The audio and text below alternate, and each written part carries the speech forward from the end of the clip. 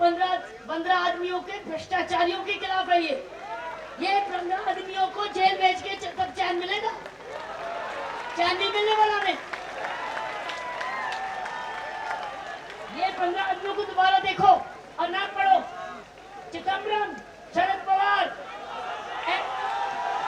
हाय हाय, कपिल सिब्बल, सलमान खुर्शीद,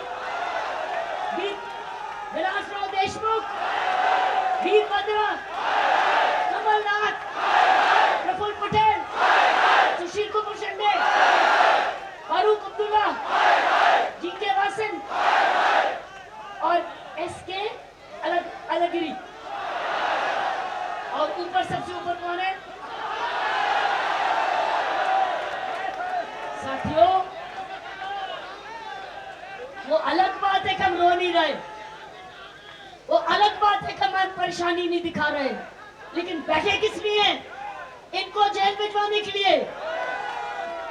जब तक ये जेल नहीं जाएंगे चैन नहीं आने वाला हमें, चैन नहीं आने वाला। हमारे योद्धा भूखे और इनको शर्म नहीं आई। 7वां दिन होने वाला है, पूछने नहीं आया कोई। साथियों, हम घर कैसे जा सकते हैं? हम अपने घर कैसे जा सकते हैं जब हमारे साथ भूखे बैठे हैं? कैसे हमारे ये भूखे बैठे? ये हाल है। और ऊपर से टेलीविजन पे झूठे इल्जाम लगा रहे हैं हमारे ऊपर, सब पर झूठे इल्जाम लगा रहे हैं। झूठे इल्जाम लगा रहे हैं कि अरविंद केजरीवाल ने कहा था ना बैठे रानी। अरे उनके डर्टी ट्रिक्स डिपार्टमेंट चलते आ रहे टेलीविजन पे। ये कोई इंसाफ है? ये इंसाफ है? ये तपस्या का इंसाफ है? उनका डर्टी ट्रिक्स डिपार्टमेंट चल रहा है, ये इंसाफ है? हाय हाय, ये हाय हाय, ये तो इनके माथे में आना चाहिए। ये हाय हाय है। जब तक हमको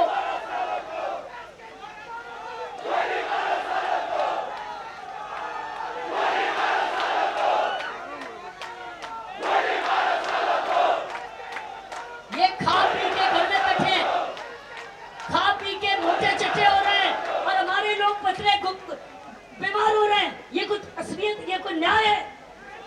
आम आदमी ये न्याय नहीं मांग सकता क्या कि इनके खिलाफ इंक्वायरी बैठाई जाए? अरे एक हवलदार के खिलाफ आप लेके चलो, चलिए मेरे साथ चलो एक डीआईजी के पास, एक हवलदार के खिलाफ शिकायत लेके चलो।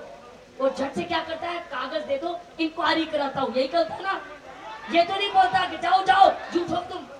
अरे हमको तो ये बोल चुके हैं जाओ जाओ तुम झूठ बोल रहे हो, ये बोल चुके हैं जाओ जाओ तुम झूठ बोल रहे हो। जब तक हमारे में आक्रोश नहीं जागेगा, जब तक हमारे में गुस्सा नहीं जागेगा, ये नहीं समझेंगे साथियों।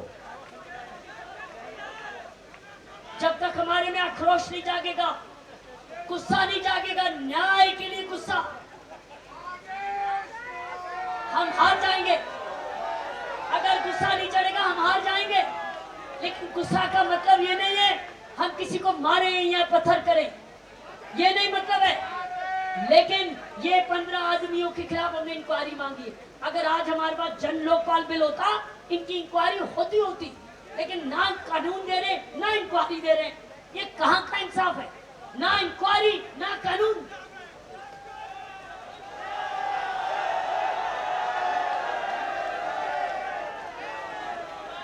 ये ना इंक्वायरी ना कानून। ये तो शुक्र करो कि गीतों से हम शांत हैं। अगर आक्रोश में आ गए तो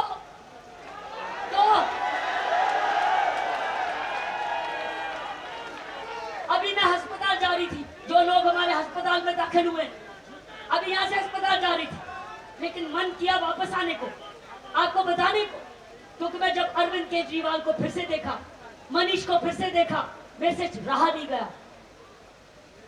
गया। एक जना बच्चा उसका सिर दबा रहा है, दूसरा बच्चा उसके पांव दबा रहा है। ये न्याय है? क्या मांग रहा है अरविंद केजरीवाल? क्या मांग रहा है? देश के लिए एक ईमानदारी का कानून, यही मांग रहा है? इनके खिलाफ इंक्वायरी, और क्या मांग रहा है? क्या मांग रही है?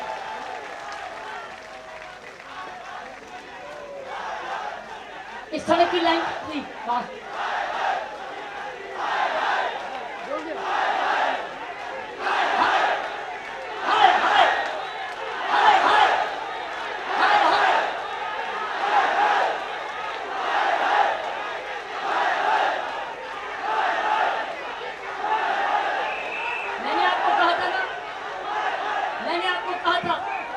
दिल बड़ा टूट रहा है।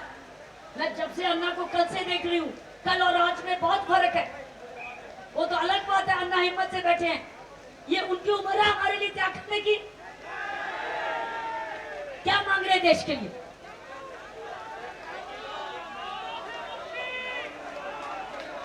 सारा पैसा 60 साल हो गए हमारे खाते, इस देश के 60 साल हो गए इनको लूटते, हमें हमको गरीब रख रहे हैं, हमारे बच्चों के लिए स्कूल नहीं खोलते, हमारे बच्चों के लिए डिस्पेंसरियां नहीं है। ये न्याय है? हमारा पैसा खाई जा रहे, इस सारे पैसा खा के कर।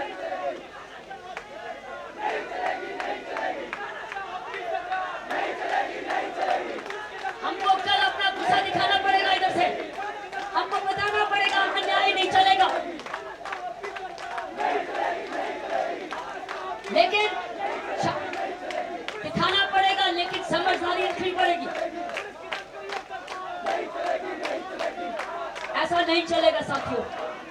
हम 7वें दिन तक पहुंच रहे हैं, जिंदगियों से खेल रहे हैं, ये जिंदगियों से खेल रहे हैं हम। गरीब आदमी की जिंदगी, जिसको गरीब रखा गया है उसकी जिंदगी, जिसको गरीब रखा गया है उसकी जिंदगी हद हो गई। हम जिंदगी को त्यागेंगे नहीं, हम इस देश को जगाएंगे। हम जिंदगी को नहीं त्यागेंगे, हम जागेंगे। कल फैसला करेंगे, ऐसे नहीं चलेंगे, ऐसे नहीं होगा। हम डोरमैट्स नहीं है कि हमारे भाई तड़पे, हमारे भाई भूखे अनशन पे, गरीब आदमियों से गरीबी बढ़ती जाए और हम लोग यहाँ, हमको कल फैसला करना होगा आगे करना के लिए। हमको कल फैसला करना है, ऐसे नहीं चलेगा। और ऊपर से टेलीविजन पे ये झूठियां अफवाहें उड़ाते और हमसे पूछते जवाब दो, हम उनके झूठों का जवाब क्या दे? अरे झूठ बोलते, झूठ कबूल कर लो। हमारे पास क्या टाइम है तुम्हारे झूठों का जवाब, टेलीविजन पे झूठों का जवाब, और तुम्हारे काम करें? ये नहीं चलेगा। अन्याय हो रहा, अन्याय इस देश के साथ। कई लोग अन्याय के साथ समझौता करके बैठ गए हैं और कई लोग अन्याय को बोलने आए हैं, दिखाने आने हैं कि हम बर्दाश्त नहीं करेंगे। आप असली बहादुर हो, आप बहादुर हो, वो तो त्यागी है। अन्ना और सारे मेरे भाई बहन त्यागी हैं, आप बहादुर। हम फैसला करना पड़ेगा, कल क्या करना है, करेंगे फैसला। सोच के आना कल क्या करेंगे, जाग के दिखाएंगे इस देश को हम एक ताकत है, चट्टान है, चट्टान।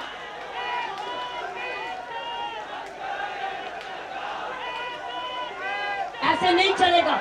अब वो हमारे भूखे लेटे रहे, उनकी सर दर्द और बुखार चढ़ता रहे और हमारे से ये बर्दाश्त नहीं हो रहा। ये नहीं चलेगा साथियों।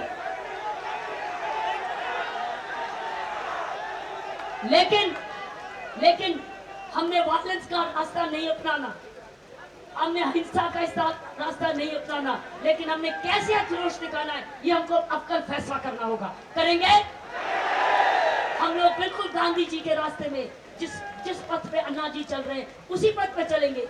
नॉन वायलेंटली त्याग भी शुरू करेंगे, नॉन वायलेंटली अपना त्याग भी शुरू करेंगे। इसे नहीं चलेगा। अब हम घरों से निकल के आना पड़ेगा, नहीं तो ये हमारे भाई अस्पतालों में जाने वाले की तैयारी हो जाएगी। और 1-2 दिन में कितनी देर ये सहेंगे, कितनी देर सहेंगे? अभी लगातार मीडिया पर यह खबर चल रही है, जिन प्रधानमंत्री जी का यहाँ फोटो लगा हुआ है उनके दफ्तर में उनके कोयला मंत्री रहते हुए एक बड़ा घोटाला हुआ था। उसी प्रधानमंत्री दफ्तर में एक मंत्री है नारायण स्वामी जी लगातार झूठ पे झूठ बोल रहे हैं। उन्होंने एक बड़ा झूठ बोला है कि कि अन्ना हजारे जी तो इस अनशन पे आने ही वाले नहीं थे। उन्होंने बोला है कि हमारी तो अन्ना हजारे जी से डील हो गई थी। उन्होंने बोला है कि जो चिट्ठी नारायण स्वामी जी ने लिख के हमारे गाजियाबाद के दफ्तर में डिलीवर कराई थी, वो चिट्ठी तो उसका ड्राफ्ट तो अन्ना हजारे जी ने पहले ही मंजूर कर दिया था। वो लगातार झूठ पे झूठ बोल रहे हैं साथियों। वो सबको बदनाम करने। ये थोड़ा सा नीचे हो जाइए मीडिया स्टैंड के लिए, क्योंकि अन्ना जी इस पे जवाब देंगे। बैठ जाइए, बैठ जाइए सब लोग, मीडिया स्टैंड के सामने से क्लियर कर दीजिए। और ये तिरंगे वाले उत्साही साथी तिरंगा हटा ले जरा सामने से। साथियों, नारायण स्वामी इस देश के प्रधानमंत्री दफ्तर के मंत्री सच बोल रहे हैं कि झूठ बोल रहे हैं? आप हाथ उठा के बताओ। हम सब जानते हैं, हमारा दिल, हम सबका दिल जानता है कि वो झूठ। आप बैठ जाइए, आप ऐसे मत करिए। वो झूठ बोल रहे हैं, लेकिन ये बात टीवी चैनलों के माध्यम से, क्योंकि उन्होंने कहा है देश के सामने झूठ पे झूठ बोला जा रहा है उनकी तरफ से, तो इसलिए इसका जवाब जाना जरूरी है। इस देश के 121 करोड़ लोग जानते हैं कि प्रधानमंत्री कार्यालय झूठा है, चोरी का अड्डा बन गया है, लेकिन झूठ का अड्डा बन गया है। इस देश को गुमराह करने का अड्डा बन गया है। देश की जनता के लिए झूठ बोलता है। वो अन्ना हजारे जी के बारे में झूठ बोलता है, उनको बदनाम करने की कोशिश करता है। साथियों, इस बारे में अन्ना जी कुछ कहना चाहते हैं। 2 मिनट शांत हो जाइए सब, इधर से उधर तक कोई आवाज नहीं करेगा। सब लोग शांत बैठ जाइए। वॉलंटियर्स थोड़ा सा मैनेज करिए। ये तिरंगा सामने से हटा लीजिए, मीडिया कैमरों के सामने से। मुझे अभी समझ में आ गया कि टीवी पर नारायण स्वामी ये कह रहे हैं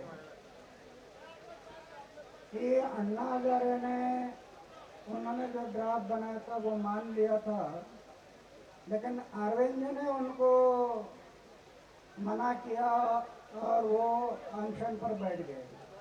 मैं नारायण स्वामी को ये कहना चाहता हूँ, ये मेरे बाल है, ये धूप से पके नहीं, ये अनुभव से पके। देश को चलाने वाला एक पंत प्रधान कार्यालय है, इतना झूठा बोलता होगा तो क्या होगा इस देश का? और अभी भी नारायण स्वामी को कुछ शक होगा तो जो सलमान खुर्शीद मुझे मिलने के लिए आए थे, टीवी के सामने नारायण स्वामी बैठा हो, सलमान खुर्शीद तो और मैं बैठता हूँ, तीनों में यहीं पर आ जाओ, मीडिया के सामने बताओ। मैं बताता हूँ कि आप कैसे झूठ है, आप कैसे झूठ है, ये मैं बताता हूँ। इसीलिए मैं सलमान खुर्शीद को भी एक मैसेज भेजा था। अभी रोजा का महीना चल रहा है, आप भी कहते कि रोजा हम भी पकड़ते हैं। अगर आप ये मानते हैं रोजा पकड़ते हैं तो इसका मतलब है कुरान पर आपका विश्वास है, कुरान, और मेरा गीता पर विश्वास है। तो दोनों ने सामने सामने आकर, आप कुरान पर हाथ रखो, मैं गीता पर हाथ रखूंगा, गीता को नहीं पकड़ूंगा। अरे आप कितना भी झूठ बोल दिया, अभी जनता के समझ में आ गया कि पहले से आप लोग सब झूठ बोल रहे हैं। ज्वाइंट कमेटी में धोखाधड़ी किया, झूठ बोले। स्टैंडिंग कमेटी में गया, उधर धोखाधड़ी किया, उधर भी झूठ बोले। उसके बाद संसद में गए, संसद में सर्वसम्मति से रेजुलेशन पास हो गया, फिर पलटी खा गई। अरे शुरू से आप झूठ बोल रहे हैं, शुरू से आज तक झूठ बोल रहे हैं। तो ये देश को चलाने वाले आप लोग इतना झूठा बोलते हैं तो इस देश का क्या होगा, ये हमें चिंता का विषय बन गया है। ये देश का क्या होगा, ऐसे लोग झूठ बोलते हैं।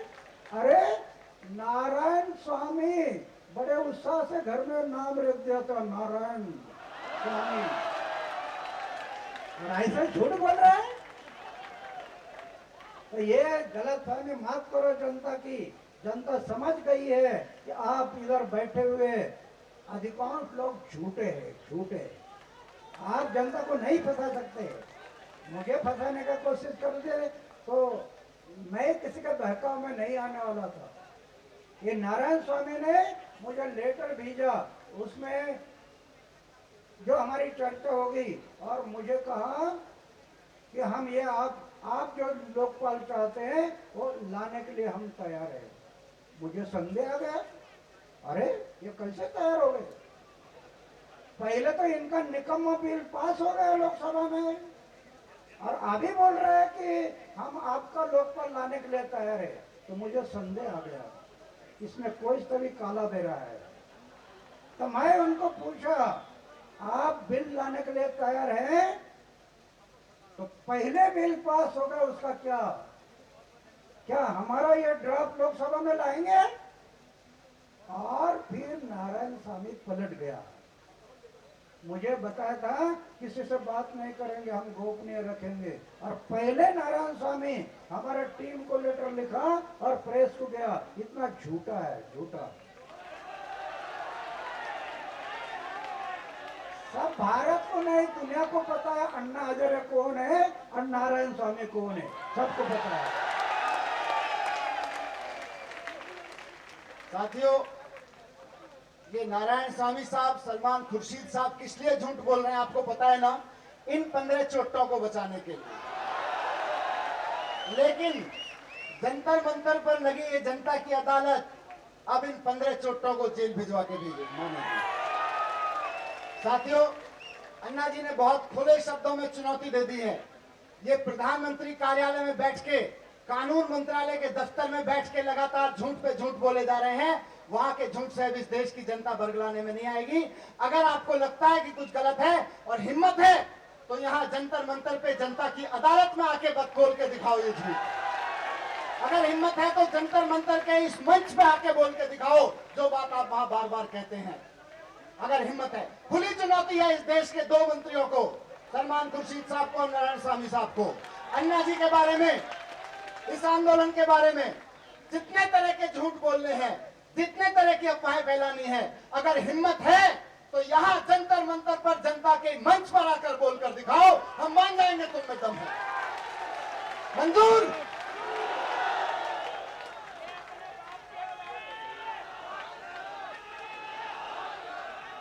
ऐसे हम लोगों को बीमार नहीं होने देंगे। ऐसे सफरिंग करनी अलाउड नहीं है, ये गलत बात है। हम पाप करेंगे। हम यहाँ पाप के लिए नहीं बैठे कि उधर भी वो कमजोर होते जाए और दाईं ओर भी कमजोर होते जाए। ये नहीं चल सकता। हमको कल अपना सोचना पड़ेगा कि हमारे लिए आगे रास्ता क्या है।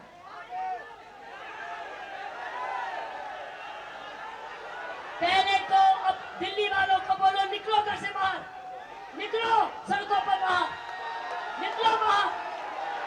ऐसे नहीं चलेगा। हमको निकलना पड़ेगा, अपने बहन भाइयों दोस्तों को लाना पड़ेगा और सबक सिखाना पड़ेगा, सबक सिखाना पड़ेगा। नहीं तो सारी उम्र की गुलामी सामने खड़ी है। करप्शन की सारी उम्र की गुलामी सामने नजर आएगी। अगर इस बारी ये आंदोलन सफल ना हुआ, याद रखना साथियों, अगर इस बारी सफल ना हुआ तो ये गुलामी, ये लोग जीत जाएंगे, ये लोग जीत जाएंगे। हम गरीब हार जाएंगे, ये जीत जाएंगे। इसलिए जब तक हमारी सड़कें भरेंगी नहीं, जब तक हमारी सड़कें भरेंगी नहीं, ये रास्ते नहीं, ये इनका रास्ता रुकेगा नहीं, ये कामयाब हो जाएंगे। अगर इतने जंतर मंतर से होना होता तो अब तक इनके घुटने टूट चुके होते। नहीं, इनके घुटने अभी टिके नहीं है। इतनी आबादी काफी नहीं है। इनको शर्म नहीं आई है। दिल्ली वालों निकलो बाहर, दिल्ली वालों निकलो बाहर। कल आना ही होगा, दिल्ली वालों बाहर निकलना पड़ेगा। दिल्ली वालों को देश के लिए अच्छा कानून दिलवाना होगा। दिल्ली वालों को देश के लिए अच्छा कानून दिलवाना होगा। नहीं तो हार के चले जाएंगे घर, और ये बीमार और हम हम गरीबों को हरवा देंगे। वो हरवाने के लिए तैयार है। झूठ, टेलीविजन को झूठ का इस्तेमाल करते हैं और बीच में हमें मैसेजेस आते हैं, एसएमएस मैसेजेस, कि उन्होंने ये कहा, तुम्हारा क्या कहना है। अरे हम इधर बैठे कि तुम्हारे टेलीविजन पे बैठे और तुम्हारे जवाब देते रहे। किधर बैठे?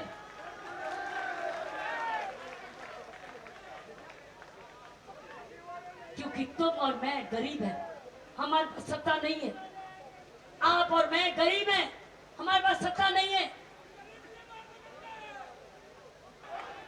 वो बात क्या करेंगे? वो बात क्या करेंगे? वो बात क्या, वो मुंह दिखाने लायक नहीं है। इतना कुछ खा चुके हैं, मुंह कैसे दिखाएंगे? वो कैसे मुंह दिखाएंगे? हम तो बल्कि ये सुप्रीम कोर्ट को भी अपील करते हैं, हम तो अदालतों को भी अपील करते हैं कि अदालत इस चीज में इंटरफेयर कर सकती है और सुओ मोटो एक एसआईटी ला सकती है। मैं आपको बताती हूँ, कई बारी अदालतें अखबार में पढ़ के ऐसे केसेस में कई बारी अदालत भी special investigation team suo motu भी ला सकती है, सुप्रीम कोर्ट भी ला सकती है। हम अदालत को भी अपील करते हैं। लेकिन गरीब की आवाज अभी वहां तक पहुंची नहीं है। समझदारी से घर लौटना, लेकिन एक गुस्सा लेके जरूर जाना कि ये फैसला लटकाया नहीं जा सकता, ये फैसला लटकाया नहीं जा सकता। उनकी तंदुरुस्ती के समय के बीच बीच में, हमारे अनशन वालों को की तंदुरुस्ती के बीच बीच में ही फैसले होने पड़ेंगे। ये नहीं तुम बीमार होकर अस्पताल जाने लग जाए और ये हम लोगों को गिरफ्तार करके अंदर भेज दें और बात खत्म। हम गरीब हार जाएंगे। ये गरीबों को हरवाने वाले हैं। इनके पास सत्ता है, उनके पास पुलिस है, उनके पास धन है, उनके पास झूठ है। हमारे पास ना धन है, हमारे पास सच्चाई है। हाँ, हमारे पास हम लोग हैं, हम लोग हैं, लेकिन हम गरीब हैं। हम गरीब है ना? हम गरीब हैं? नहीं। हम दिलदार हैं तो फिर दिलदारी की जीत हो सकती है। लेकिन अपने अपने दिल्ली वासियों को लेकर आओ और आर पार की लड़ाई 1-2